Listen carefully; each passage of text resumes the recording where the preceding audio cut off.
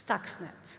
15,000 lines of code that achieved what no diplomat, spy, or conventional weapon of war was able to do. Good afternoon, ladies and gentlemen.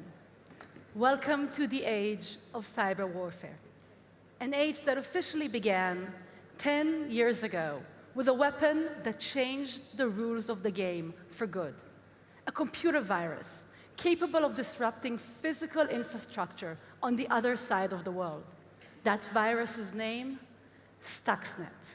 15,000 lines of code that achieved what no diplomat, spy, or conventional weapon of war was able to do: covertly slow down the uranium enrichment process in Natanz, Iran.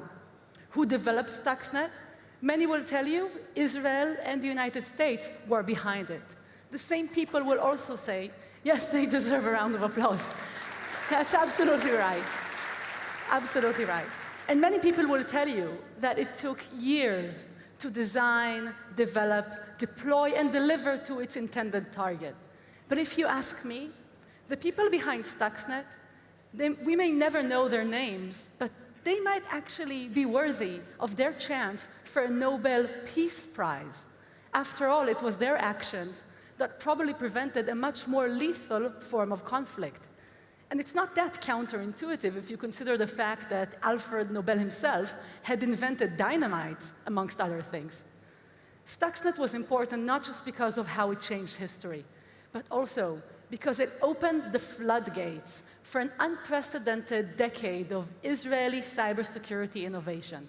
Each year, thousands and thousands of young Israelis are released into the wild after serving time in the IDF technology and intelligence units, just like I did. Fueled by the glory of Stuxnet, and by generous investments, of course, they go on to create some of the world's most successful and innovative cybersecurity companies. But Stuxnet was also important for another reason. It showed us that we are now in a different era of cyber warfare, one where viruses are not just after our information, our passwords, our secrets. It's no longer about stealing credit card numbers. Cyber attacks in this decade are about physical destruction. They're about data manipulation.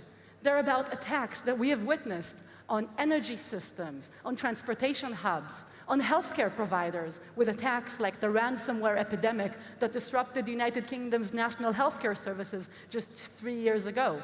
And even attacks on the core of democracy, the political process itself.